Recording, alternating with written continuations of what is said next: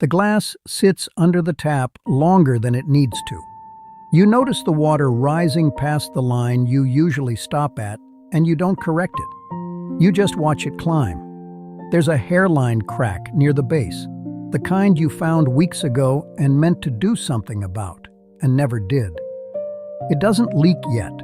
It just sits there, a little quieter than the rest of the glass, waiting. You turn off the tap, you wipe the counter, even though nothing spilled. You do that a lot. Wipe things that didn't spill. Somewhere between the sink and the door, you say it for the first time today, not to anyone in particular. The chair catches your bag on the way past, and before the strap even finishes slipping, the word is already out of you. Sorry. Nobody heard it. Nobody needed to. That's the part worth noticing, though you won't notice it yet. You said it to a chair. At work, you say it walking into a room 2 minutes early, before anyone has looked up. You say it handing someone a folder, as if the folder itself were an imposition. You say it interrupting no one, in meetings where you haven't spoken yet, clearing your throat first like an apology for the throat clearing. Your coworker laughs once, not unkindly, and says, "You don't have to keep saying sorry, you know." You laugh too. You say sorry for saying sorry. It gets a bigger laugh than you meant it to. You start noticing it the way you'd notice a draft in a room you've lived in for years, not because it's new, but because someone finally mentioned it out loud, and now you can't stop feeling it on the back of your neck. You count for a day just to see. By lunch, you've lost count.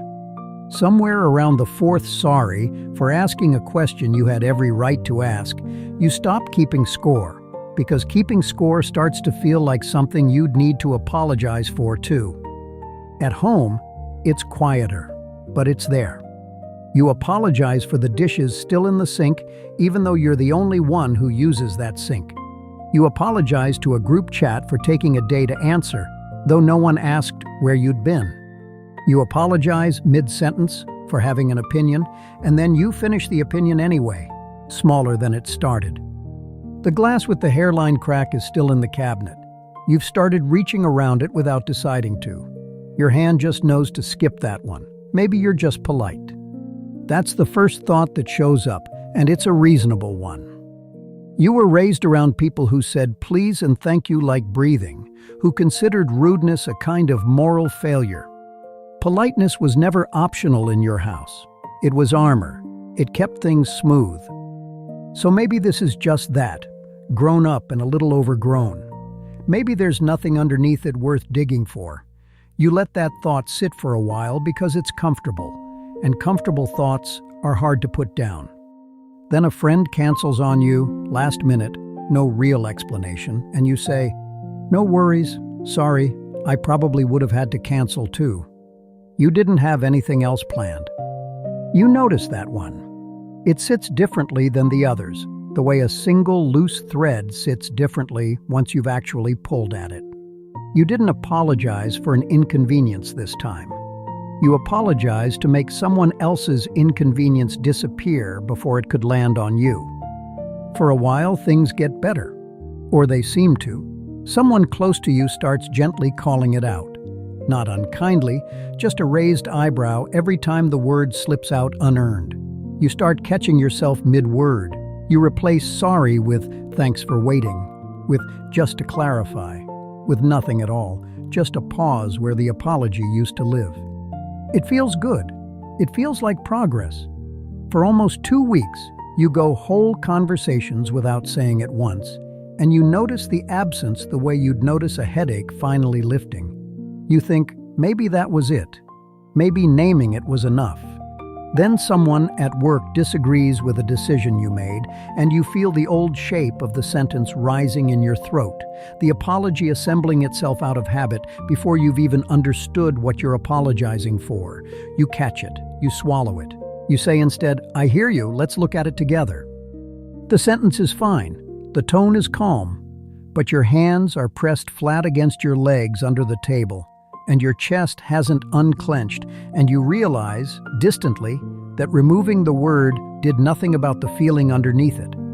You just found a version of the apology that doesn't sound like one. the habit didn't leave. It found a new coat to wear.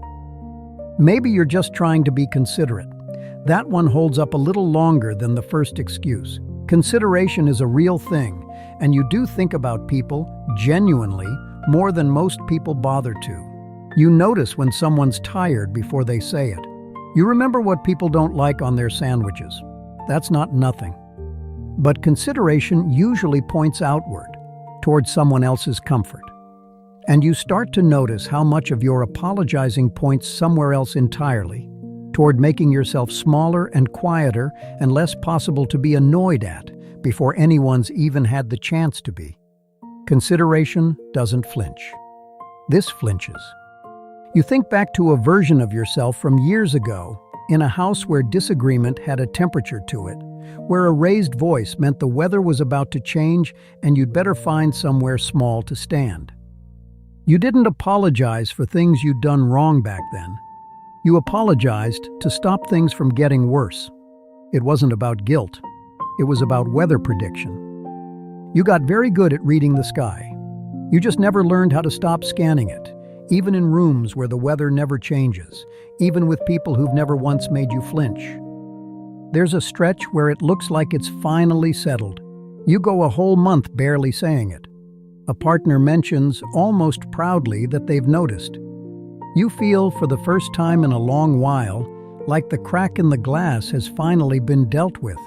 Like maybe you threw it out, or fixed it, or it simply healed on its own the way scraped knees used to. Then a small disagreement happens.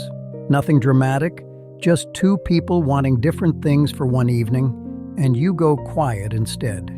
You don't apologize. You don't argue either.